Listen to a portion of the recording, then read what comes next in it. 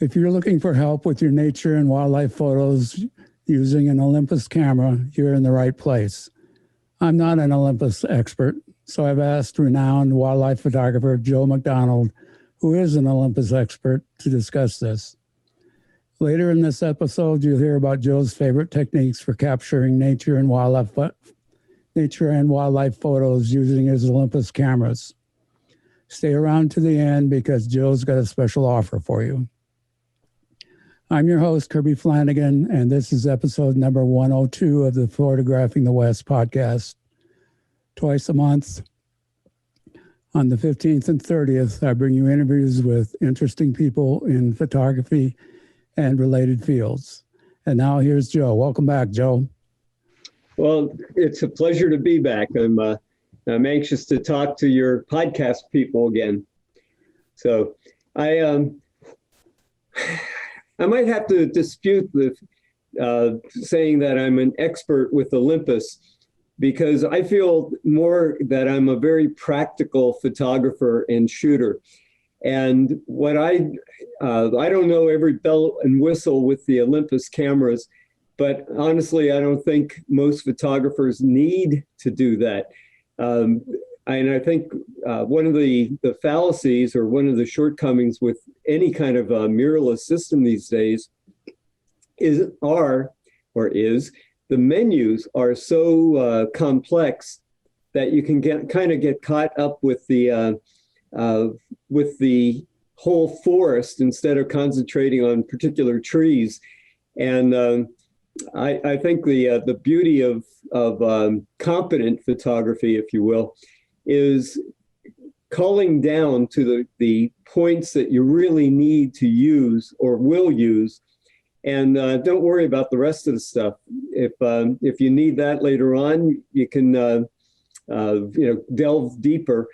But I think there's a couple things with the Olympus cameras that are really, really exceptional, and with those, if you do that, you could master wildlife or nature photography very, very competently without a lot of confusion.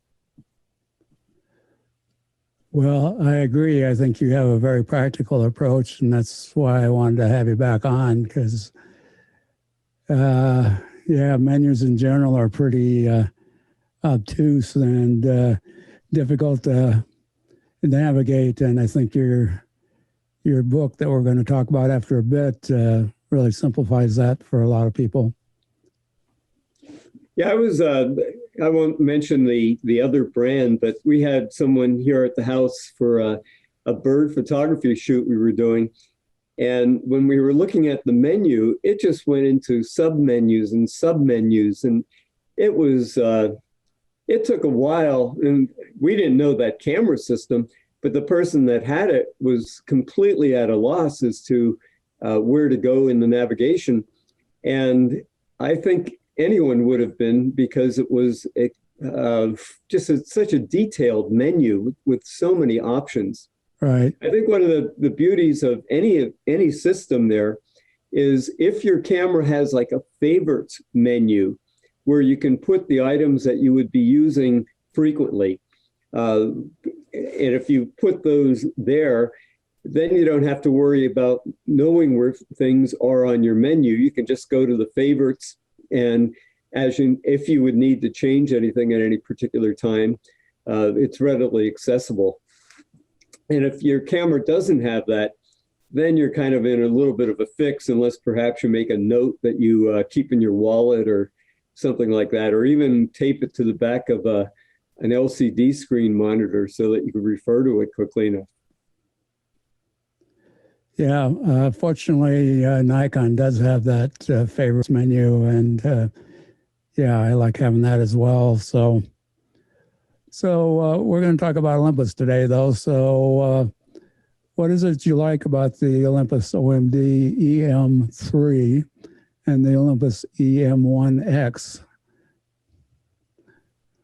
Well, and the other camera was the original, I guess, OMD M1 Mark, or just the Mark 1 or Mark 2, I guess it was called. All three of the cameras are pretty darn similar, but the latest versions, the M1X and the Mark III are almost identical, except for just a couple of features that I think are selling points for one or the other. For example, the Mark III has what they call starry sky, and I haven't had much use of it yet. Here in the East, we don't have that many great skies because of the humidity. And even when we do, then on a given night, we certainly don't have like the grand landscapes that you might have, say, like out in Nevada or out in Wyoming or something like that, where you could have a neat foreground. The M1X has a double battery and has a vertical grip to it as well. So if you wanted to flip to vertical, you could hold it comfortably and you wouldn't have to be twisting your hand over. And the software on the M1X has been upgraded. The processors apparently that are used with that will not allow the same feature on the Mark III, and that is this special tracking technique. So originally the M1X had trains, planes, and automobiles, like they saw some kind of Bill Murray movie or something. And they have since added bird tracking, and it's actually quite good. It was thought to be such a complex program that originally they were thinking of having, if you wanted to use that you would dump the other three tracking features, which I've never used and probably never will. But they were able to put it into to keep the other tracking systems and the bird tracking. And what it does is kind of like face detection that you have on many other cameras, where if there's a face there, the camera focuses on the face. And the bird tracking works in a similar fashion. And it recognizes the outlines of a bird, even in brush often enough.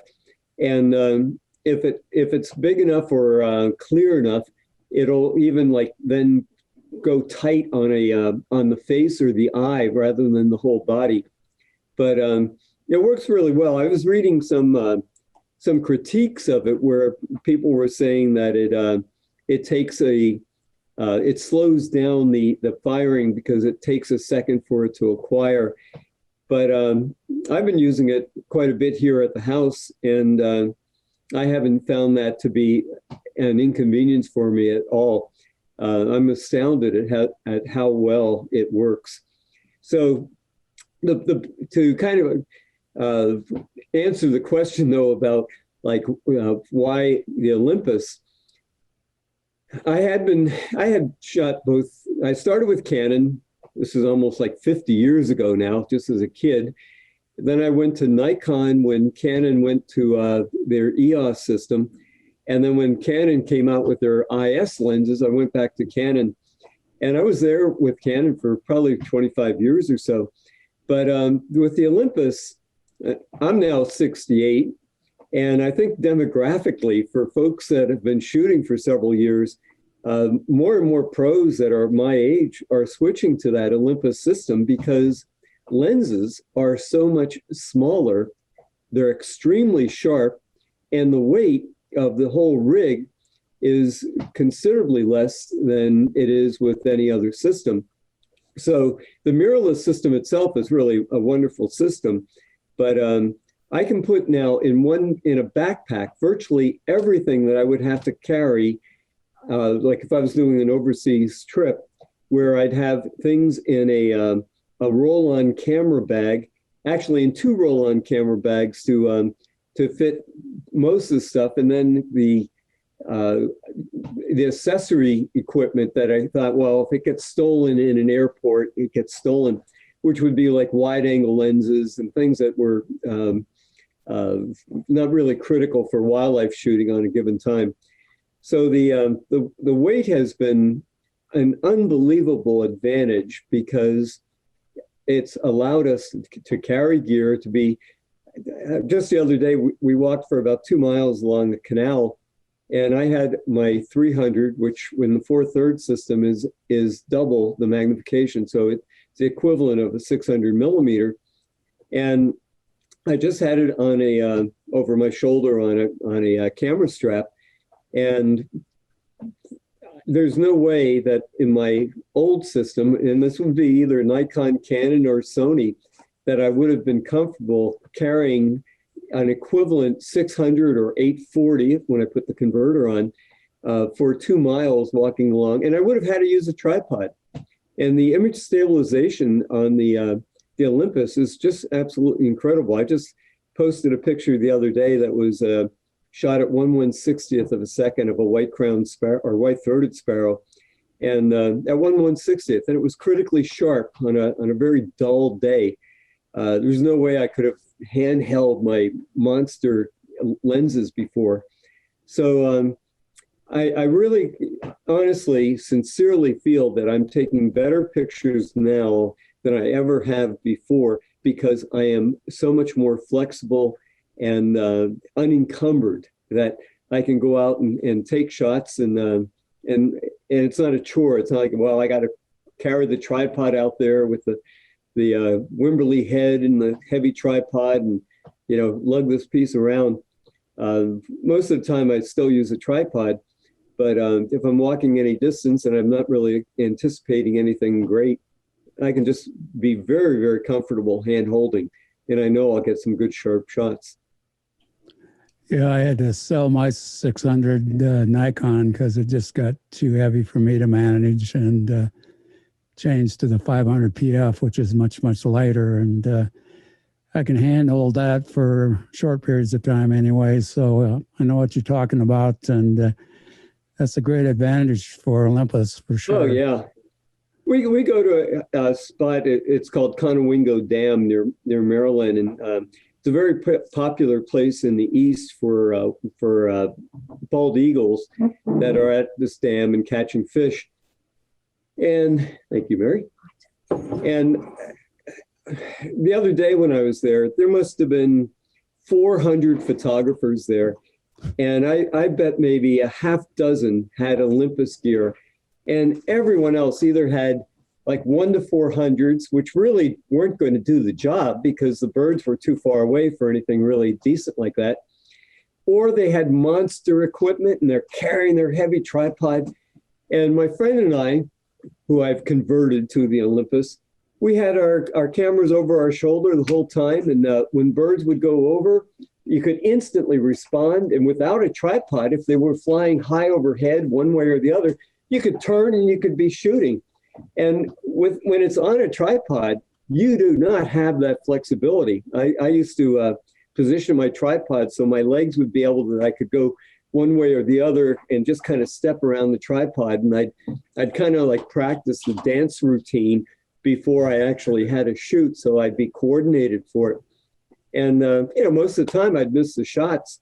And today with that, when I need to, in fact, the other year when we were photographing skimmers, and I knew I wasn't going to need the tripod, but I had a monopod, and I found that was even inconvenient to be using. And I just put that down on the ground, and I was getting shots like I never had before of these skimmers, and there's no way I would have had them myself with my old equipment on a tripod, because I would have had a very narrow angle to be shooting.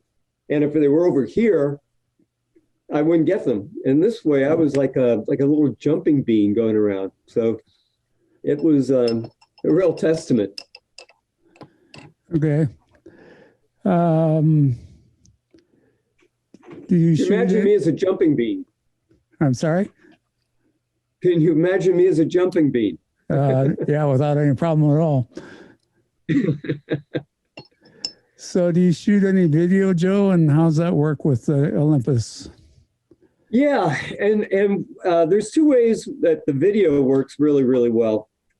Like most of the mirrorless cameras now, and a lot of the latest SLRs, which have all kind of gone into video mode too. In the Olympus, there's a mode that you can go into that there's a little lever, FN1 or FN2, and if you in the menu, you can program it with just a click of a button and selecting it, that when you flip to FN2, it's immediately into video at the correct settings that you would want to be using. So if I'm going to shoot video, I can be taking my still pictures, and then if I see something that's like, wow, this would be a neat video sequence, I just hit that button and I'm on it with the settings that I need, and when I'm finished, flip back to the other. So I don't even have to use like the mode dial that we often do, you know, where to select the video. And both the Mark III, which I was quite surprised at, and the M1X both have 120 frames, technically 119 frames per second video option. That's at high definition. But at 119 frames per second, if you're doing video, 1 second of video that you're shooting translates into 4 seconds of screen time. So if you had a bird that was picking at like a let's say a cardinal cracking seeds and reaching down and picking the seed and dropping it, and it lasted 3 seconds before it flew off, that would be 12 seconds of video that you would see on screen time. And if you're really a canny watcher of nature films, you will see that most videos are actually shot at a high frame rate, and then they're sped up a little bit so that they're faster than slow motion, but they're slow enough that you can see what's going on. And they don't tell you it's slow motion, but in fact, you know, if you've looked at these things yourself or seen them, you'll see that they're actually moving just slower than would be natural, but it looks natural because most folks don't know.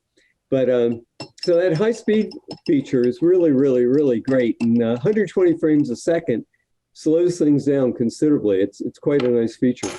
Plus it has, 24K regular video as well. And the audio is actually pretty darn good too. It picks up sound quite well. In fact, when we were in the Himalayas a couple years ago, I had on my 300 millimeter, and I may have had a converter on. I think I probably did. And the video also has this digital converter that actually crops the video to twice the size.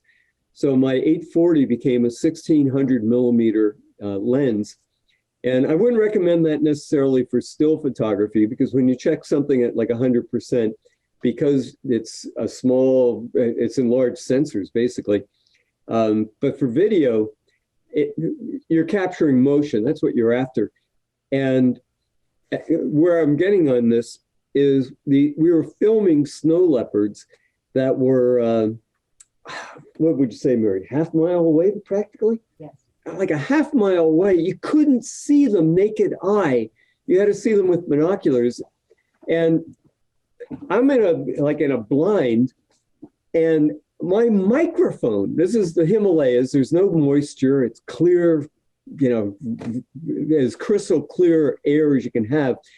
And the female snow leopard was calling for her cubs, and they sound sort of like a cheetah, it was like, ow, ow. And I could pick it up, and actually when I did the video, I could enhance that sound, that playing that video, you can hear that snow leopard without an accessory microphone. I didn't have a shotgun mic. This was right from the camera. I was impressed. That's pretty amazing. Yeah. So you mentioned image stabilization before, and as I understand it, Olympus has in-body stabilization as well as stabilization in the lenses, so you get the benefit of both, I guess, huh? Yeah, and that's where with the lenses that have that, and I'm not sure if all of them do, but like the 300, which is my workhorse, and the 12-100, which again would be a 24-200 millimeter lens, they both have it. And like I said, I shot that the equivalent of 600 millimeters at 1/160th of a second. there's guys that claim that they have shot stills with the smaller lenses at like 2-second exposures and were just hand holding and got razor sharp pictures. I've been good to about half a second before I don't feel, I feel shaky at that point. But if you're braced, you really don't need a tripod for it does an amazingly good job. Another professional photographer that I admire quite a bit tested all the lenses himself, and he felt, and I agree, that the 300 millimeter that's the Zuiko 300 millimeter f4 or Zoico was the sharpest lens he ever tested. And I did a blind test with several different lenses and then cropped them all. I shot a lens chart and then cropped them all, and so that they were all the same frame size, with this lens chart, even though there were different focal lengths involved.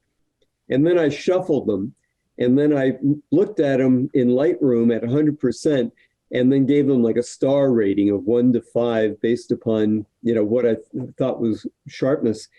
And the Olympus was tied with the best of any of the lenses that I used, and actually had more stars in this blind test than the other cameras. So I was quite impressed with that. Yeah, it's pretty unbelievable that you could shoot handheld at a half a second. I certainly couldn't do that. Yeah. So part of the reason for being here today is to talk about your new ebook. So why don't you go ahead and share your screen, and let's go through some of the things on there. Okay. Let me hit share screen.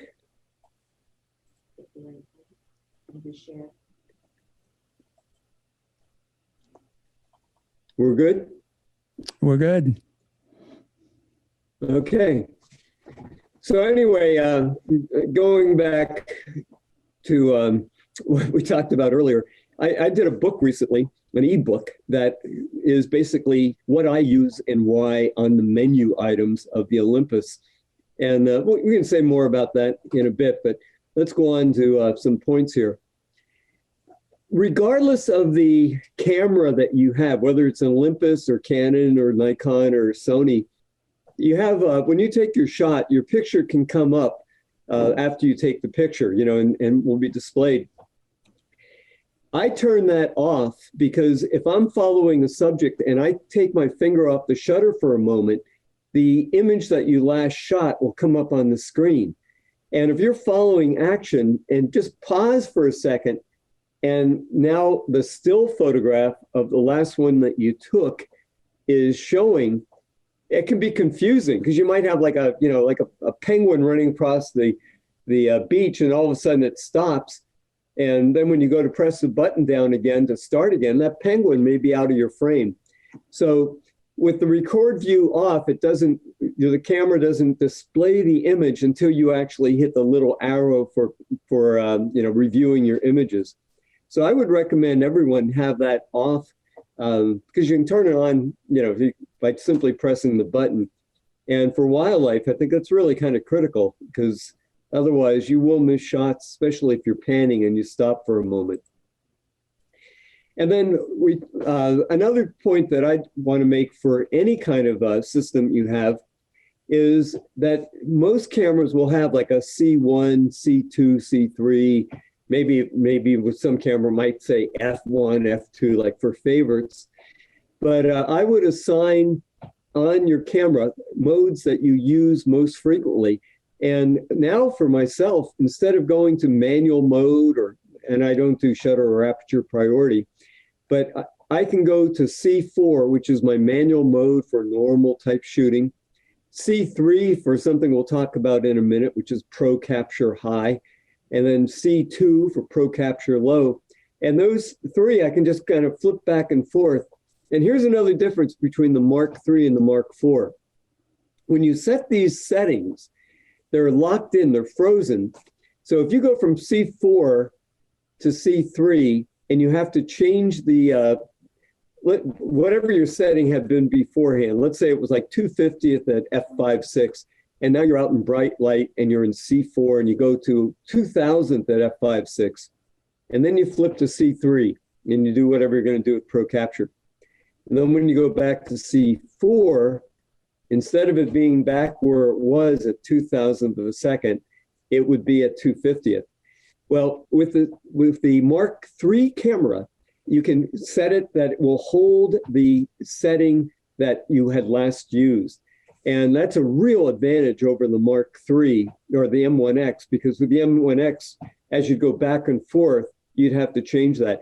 So if your camera has these kind of custom settings, also check to see if it has some kind of like hold setting, so that as you go from one mode to another, you don't have to reinvent the wheel and go back to the exposures you had earlier.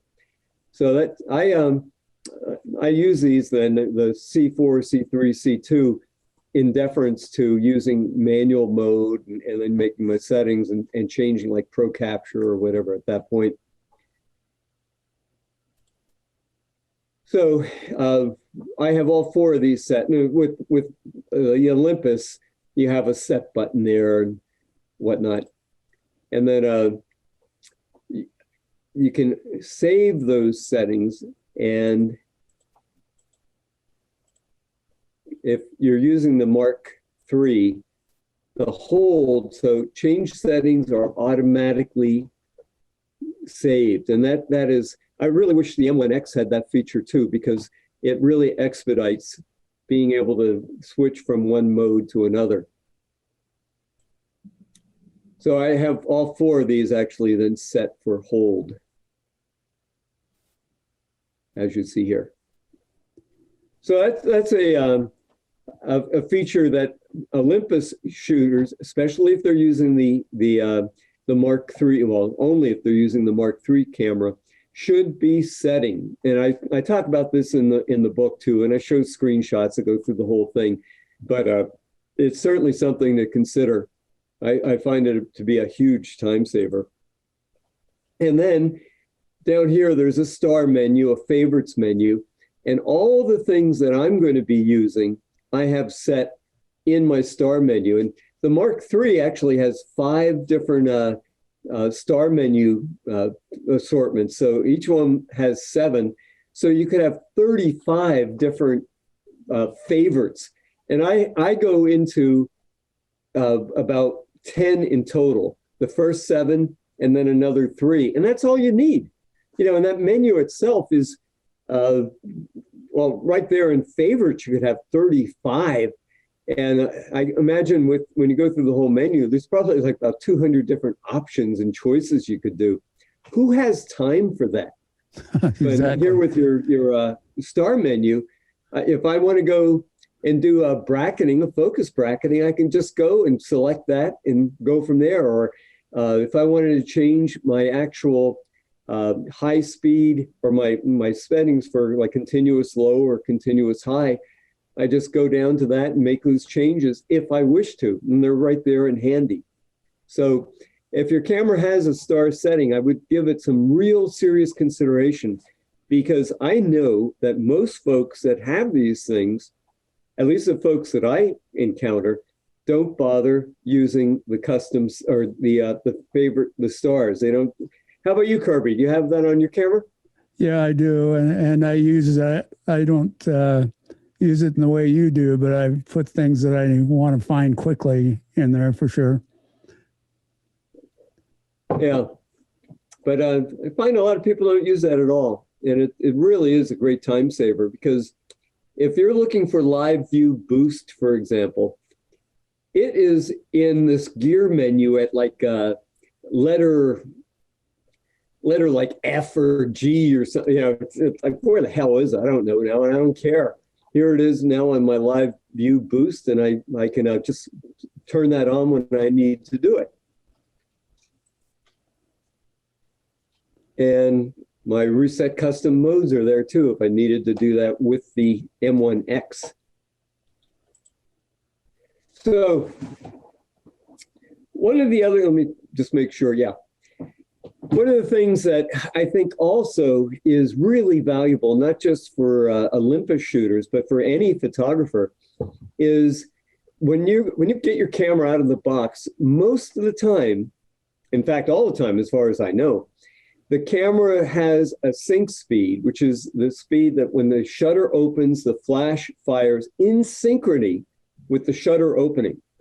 And that shutter speed is generally either 200th or 250th or 300th of a second on the fast end, but it goes only down to like 1/60th of a second on the slow end.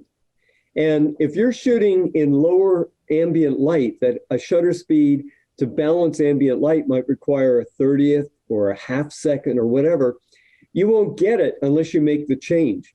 Because when you put the flash on, it's in this range from 250th to 1/60th. And what we want to do is go from 250th to 1/60th to whatever the heck we want to on the far end, so that if you needed to use flash and balance the light, you could do so with whatever shutter speed you're using. So with Olympus, you can see here's the default, it's 1/60th of a second. And it says choose the slow speed available. Well, what we can do is take it all the way down to 30 seconds. And all your cameras, I don't think there's a like a serious mirrorless or DSLR camera out there today that won't allow you to change that to a slower shutter speed. And I would really recommend doing so. And I'll show you why. Here's a chipmunk. And this is shot at our outdoor raccoon set that raccoons come in at night. But this chipmunk is out during the day. But it's in a very shaded environment. And with the exposure at 1/60th, at let's say f11, the ambient light, the forest light was so dull that 1/60th at f11 created what looks like a black night background. Well, I don't want a chipmunk to look like it's photographed at night, but if my shutter speed stops at 1/60th, that's where I'm at. However, by changing that, I can now, I think this was shot at 1/10th of a second, and I'm still using flash. This was still a flash photograph, which illuminated this area. And you can see why it'd be flash. Here's the sunlight hitting the fern, and the flash was filling in the rest of the scene here, but my slow shutter speed exposed the ambient light behind it, so it looks like a chipmunk should look. It's out during the day. So that sync speed is a really important thing to use, not just with Olympus, but with any system that you're using. Huh, I didn't know you could do that. Yeah. And a lot of folks don't. When we teach like our nature photo course in the summer, one of the exercises we have people do is to actually balance a flash photograph with the ambient light. And I do that in our forest environment, where normally all they would get would be these black backgrounds. This is a golden collared mannequin from Panama, and it's in the deep jungle. And the shutter speed here, if I was shooting it at 1/60th of a second, this is a flash photograph, but it doesn't look like it's a flash photograph because the ambient light also is registering. And the ambient light was for the background, the flash did the bird in the foreground, and you have a picture that looks like where you would see that with your naked eye. But if that was normally, you'd have a mannequin there against a black background. What are these things, nocturnal? No, they're not. They're out during the day, but they're in dull light. And then with flash, then for normal shooting, you can just keep it at the fastest flash sync speed, as I was doing here for leafcutter ants, which were carrying seed heads to their underground burrow. These guys are amazing because they're like, imagine cows that would go out into a field, grab vegetation, come back, put it in the barn and grow something, and that's what they're going to eat. Well, that's what these ants do. They're not eating the grass or the leaves or the seed heads. They take that down underneath the ground and grow fungi, and they're feeding on the fungi. They're really an incredible ant. Yeah. So one other thing here with Flash, and obviously I could probably do a whole program on Flash because I've done quite a bit with that. But here was a dilemma that we had in Costa Rica. I hadn't purchased yet a remote, electronic remote, just a regular kind of cable release. And because I didn't have, if I had one with me, I could have pressed that in and locked it, and it would have continued to fire and fire and fire and fire, even if I was using a 3-second or 5-second exposure, which is what I was doing here. But I didn't have that. And by the way, why I would have had a 3 or 5 seconds is I was using a beam, and the beam, like my finger here, when a bat would break the beam, flashes would fire. So as soon as it broke the beam, the flash would fire and would freeze the bat right perfectly in focus because I focused on the beam. Well, and sometimes the bat doesn't go through. So in 3 seconds or 5 seconds, there's no bat. You just get a black frame, but it's digital. It doesn't matter. With digital, pixels are free. Anyway, since I didn't have the cable release, it was like, what am I going to do here? I'm not going to hold the button down for an hour and a half as bats are coming in. What I did instead is the Olympus has a time-lapse feature that it will take a time-lapse movie, or it will do stills. And each shot that's made is actually a raw image that at the end of it will make a movie if you wish to. But with that, then, whenever a bat broke in, and I didn't have to have a cable release, I just put it on time-lapse movie, let it run. Whenever a bat flew through, it broke the beam.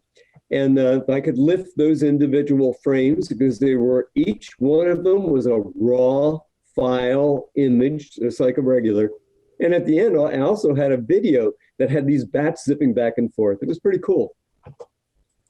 So that was 2 examples of that and then for the lighting here, I had 4 different electronic flashes set up, and we had our whole group here with 6 or 8 people, and we were all focused on where this was coming in, and all they had to do is turn their cameras on to like 3-second or 5-second on continuous mode that it would continue to fire. They went to eat, came back an hour and a half later, and had several hundred bats in their frame. It was a pretty easy cookbook of shooting. That's pretty clever. So, oh yeah. So this is the drive modes with the Olympus system, and the little heart here is continuous, or is the silent mode. And again, if I was talking about oh boy, the difference between this and some DSLRs, many of my old system had a silent mode, and all it did was it seemed like it advanced slower and made this clunking noise. There's no question that it was, you could still hear it. With the Olympus, it is absolutely silent. It goes into an electronic shutter rather than a mechanical shutter, and it works wonderfully for shooting when you don't want to disturb a subject. And I'll show you a picture of that in just a moment. And then it also has these absolutely game-changing features, which is Pro Capture High and Pro Capture Low. No other system has this. And what it does is it records images before you actually press the shutter down. So it will record as many as 35, they call it pre-shutter frames. Pre-shutter meaning your own pressing of the shutter. So if you wanted to get a picture of me just in the middle of Mary, like cold cocking me, hitting me and knocking me over. Well, as that fist was coming and you fired, because your own reaction time and the camera's mechanical time, I might be out of the frame because of those delays. But with Pro Capture, you'd get these 35 pre-frames and boom, and then out. So you capture action like never before. And it doesn't eat up your card because the only time it records those 35 frames is when you actually press the shutter. Otherwise, it's just doing it in the buffer, in the camera buffer. It's not writing to the card. Now, granted, if you always were using Pro Capture, and you had it set for the maximum of 35 frames, you could go through a card real quickly, but you want to use Pro Capture when you need it. It is, when I started using that, it was like, man, this camera is for me. And it's amazing how few people that have this camera understand it and know how to use it, although they do now because of that book. So there's as many as 35 pre-shutter frames, and you have a frame count limiter that I think if you have these cameras, and this is the Mark II, the M1X, and the Mark III, by default, this is set at 25. You want to turn that off so that if you shoot, you can continue to shoot if you want to past that frame count. And I would keep it at 35 unless there would be a reason to do otherwise. And then you can also do settings for both your continuous low and your continuous high. Continuous low with the Olympus keeps up with autofocus very accurately. On continuous high, it's more of almost like a shutter priority type or a focus priority. So if I knew that I only needed X number of frames to capture, that I didn't need 35, I could always change that pre-shutter frame to 8 beforehand. And here you'd see I'd have a total of 25 frames because I have the frame counter limited at 25 here. So 35. Well, what activates those pre-shutter frames? That's a good question. When you put your when you have your subject and you half depress the shutter button, you'll see a little wheel going on. It's very, very tiny up in the viewfinder. And what that's doing is basically showing that it's continually recording images. So it's doing that as long as you hold it down. If you let your hand off and never press the shutter, all those pre-shutter frames disappear. They're not recorded into your card. But if you hold it down and then fire, press that shutter down, at that point, the picture that you actually took with your finger pressing and the 35 prior will all be recorded. And I'll be able to illustrate that with an example in just a moment. Okay. So like I said, keep that frame counter off. And Mary and I got Olympus cameras on a loan. They were sending them to some pros to try to convert us. I took it to Yellowstone, liked it, decided to take it to Africa with me too. And I took my Canon stuff too because I wasn't sure what I was going to be doing. And we had this gabar goshawk coming after these African hawk eagles. And first time it happened, that bird came whipping it. Let me see if I can. Where's that neat little red thing there? Go to annotation. Annotation. Hang on. Little.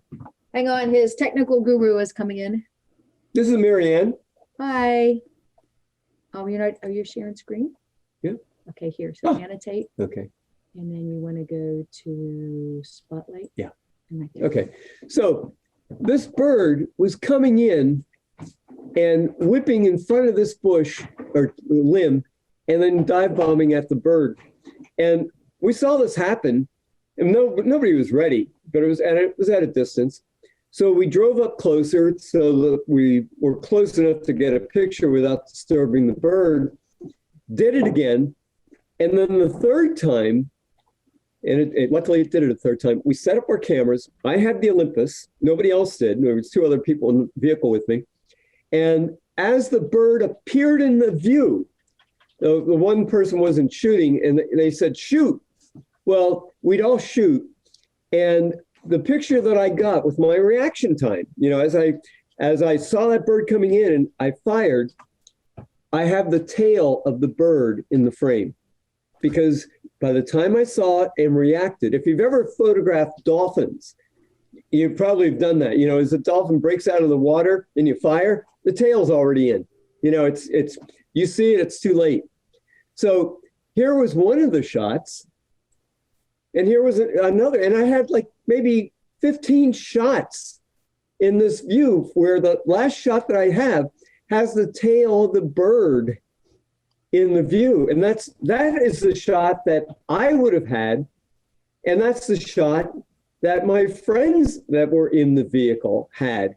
And, we're done. And well, what'd you get? Nothing. Well, here, look at this.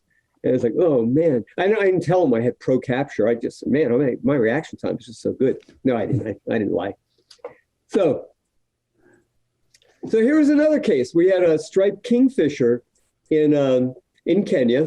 And we figured at some point this bird would probably fly as it was hunting. These kingfishers, instead of eating fish like our belted kingfisher here in the United States does, these guys eat lizards and insects and frogs and whatever. So I knew it was going to fly, or figured it would. So we're all set up on this, and we're waiting and waiting and waiting. And then sure enough, it did fire. And I show my friends my shot, which I have a whole series from it perched to it coming out of the frame. And the shot that they have, because this thing explodes off the branch, was a bare branch. And they told me I was cheating. However, so it caught the bug, and then it came up. And again, using pro capture, I shot it as it was banging the caterpillar that it had captured. And I had any number of poses, because I had at 60 frames a second, which is what this thing does on pro capture. I had 35 frames where this bird is, moving its head and moving that caterpillar. And I could pick exactly which one of those I wanted to shoot. So it's been my experience that folks that have shot with me and had been shooting another system, when they saw what I've been getting, they ended up switching to Olympus, because it was like, man, I didn't get that. And they could. So here was another case with, this is cropped a bit, but it's I think a silver salmon. And they were at the mouth of the breeding stream, the spawning stream. But they were in the open bay, and periodically they'd jump up out of the water.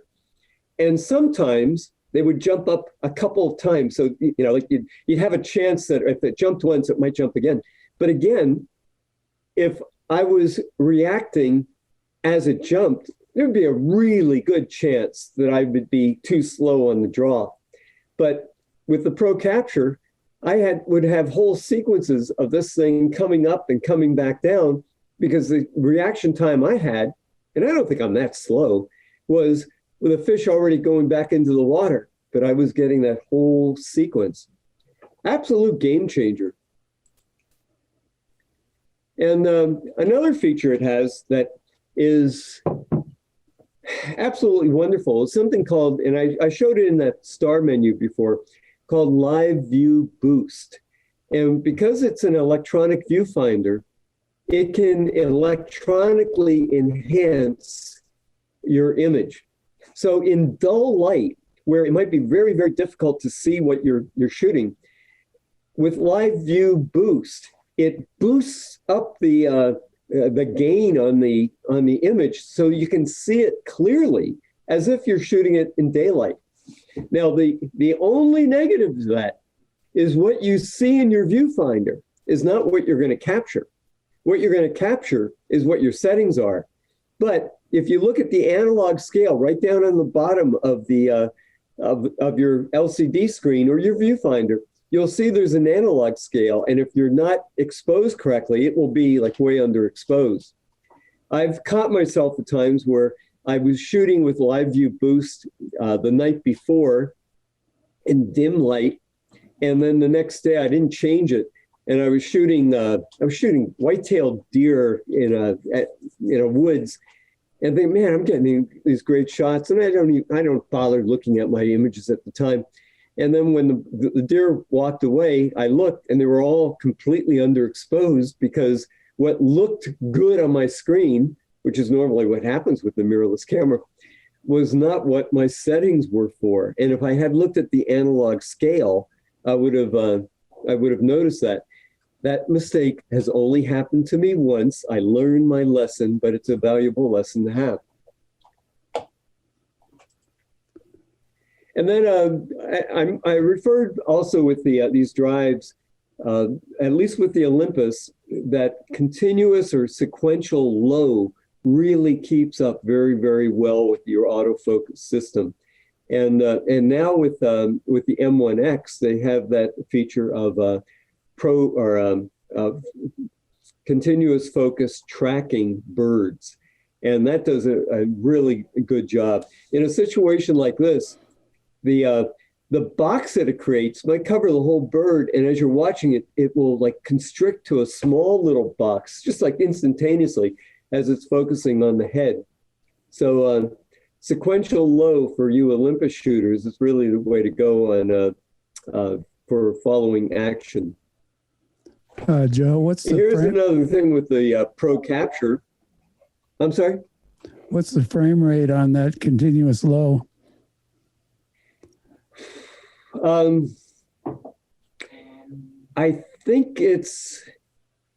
think on Pro Capture low, it's 18 frames a second, and I think it's around 12 in when you're not on Pro Capture.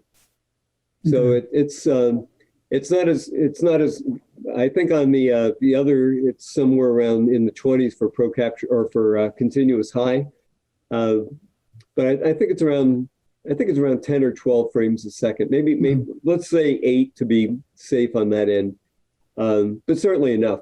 Yeah, that's still good. Here was a case too that there's a good lesson to be learned on this, and this was a Pro Capture shot, and folks that wouldn't have Pro Capture, as this chipmunk would leap, you'd fire, and again, your reaction time might have the chipmunk on the other branch by then.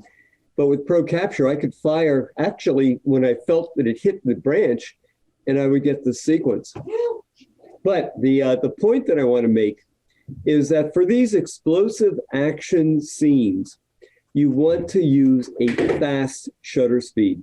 My friend was using 1/2000th of a second, and his chipmunks, he was right next to me, were blurred. There was a little bit of movement because at this kind of frame size, the movement across the frame was such that 2,000th of a second did not completely freeze it. He used software then and kind of salvaged it, and when he posted it up on Flickr, it looked okay.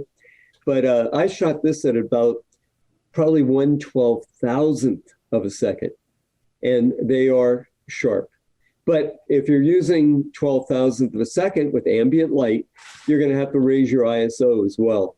But you will get crisp pictures. And although there might be some noise that's induced when you're using a higher ISO, things like Topaz's AI denoise works really, really well to get rid of that. Is a handy feature. Now, when I showed those drives before, and I mentioned about the heart symbol for the silent, Mary and I were at this hawk watching area, and she spotted this gray fox down the road, and it was hunting grasshoppers along the road, a young fox, and it was moving up towards us. It was still about 300 yards away.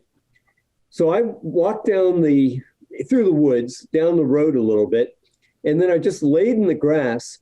And as that gray fox started walking up towards me, I'd be ready and be in position to shoot. But I used sequential silent for my shooting, because if I had used a normal mode, like just sequential high or sequential low, the camera would have clicked. You would have heard the shutter, and this thing would have left. But as it was on sequential low silent, it was absolutely silent. That gray fox did not know I was there until I moved my camera to position myself again as it moved. And then it looked up, saw me, and darted off. But had I not used that, I wouldn't have gotten it. Years ago, I had a friend that he loved to shoot ducks. And he had to use, with the system he was using, he had to use a lower grade camera, not the Pro model, because the lower grade model's shutter was quieter than, the Pro model camera, which had a real clunk noise to it. So when he'd be photographing ducks, if he used his Pro camera, as soon as he hit the shutter, the duck would, bop up into the air. With the other one, he could fire, and often the ducks would ignore it. Well, with this silent mode on the Olympus, you'd have these birds within feet of you. They'd never know you're there. In fact, a good friend of mine shoots from a float blind, and he sometimes has wood ducks come right up to his blind that they're closer than a headshot, and they don't know he's there because all they see is the blind, and there's no noise to the camera. So that silent mode with the Olympus is really absolutely incredible. And then with that, the AF tracking bird, this was an example just from that Conowingo Dam area that I was talking about. And the focus tracking, in some cases, there were 3 eagles chasing each other. The box would show all 3. The focus marks would go over all the birds at the same time. So you'd have a square over this one and a square over this one at the same time. Now, optically, a lens can't focus on 2 different things if they're out of the same plane, but and it will then take the one that's closer. But these 2 birds were almost at the working distance I was at. They were essentially on the same plane, so both of them were pretty much critically sharp. And this is that tracking subject mode that I was just referring to here, and it now has that feature, bird tracking. So, and then there's also this feature called manual focus assist. So in situations where focus might be, somewhat critical, or your depth of field is very, very shallow, and you wanted to make sure that your focus was right on, you could go to this manual focus assist. Here you see it's on the gear on A4, but I also have it on my star menu, as I would suggest. What will happen is if it's in focus, it will highlight in like red marching ants what happens to be in focus. And here I have it turned on, and here I've enlarged and did a screenshot from a ruler, and I had the ruler laying perpendicular to me, and you can see that those little red marks there are indicating that mark at the number 9 was where I was critically in focus. And here was that number 9 on the actual. This is a shot straight from the back of the camera. And when I used the manual focus assist, it enlarged, and then because I had the peaking on, it also showed the number 9 with the red. Now that was that, like I said, gave kind of an overview of some of the important features. There's a zillion others that well, not a zillion. There's 12 features that I think are important. And those are the things that I was addressing in the book on the menu items.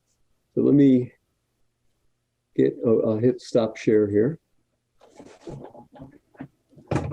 So I was reading just recently that Olympus has been sold. So what do you think that's going to do to the brand and future development? Yeah, that's been a real question a big question in people's minds. Personally, I think Olympus really screwed up and jumped the gun on their selling that division, because according to what I've just recently read, they had 3 years of losses. And I think every camera company has been experiencing something very similar because of cell phones and what they're doing. But they're coming out now with that 150 to 400 millimeter, which would be a 300 to 800 millimeter lens with a built-in 1.25 converter. So it's actually a 300 to 1,000 millimeter lens, and it takes converters. So it can actually go up to 2x to 2,000 millimeter, and it weighs 4 pounds. So even without the converter, you're talking about a 4-pound lens, which is about the weight of a a Canon 1-400 millimeter or a Nikon 1-400 millimeter lens, and you have an equivalent of 1,000 millimeter, and it's a straight f4.5 lens. Everybody is talking about that thing being the absolute game changer in wildlife and sports photography because it has a 9 f-stop image stabilization. It's going to weigh 4 pounds. So you could be at a football game or a soccer game or photographing wildlife in hand holding and maybe, be doing stuff at 1,000 millimeters. They won't keep that lens in stock. And I think the folks that just bought Olympus are going to make a killing with the revenue that's coming in on that. So I don't see Olympus, their camera division, going away. The company that bought them, there were talks of it being just basically like a financial unloading company that they bought like Vio or some computer thing and just it went to hell after they bought it. But it doesn't make any sense to me to think that a company is buying something like this to then just trash it, especially with the stuff that's coming out on this. Before Olympus sold, I understand that they had 38% of the market in mirrorless cameras. And that's a big share of the market. And with this new lens coming out, it's kind of like the second coming of cameras for them. So I wouldn't have any hesitation about, if you're not using Olympus, buying Olympus. Well, tell everybody where to find your new ebook and how to get a discount on it, like we talked about.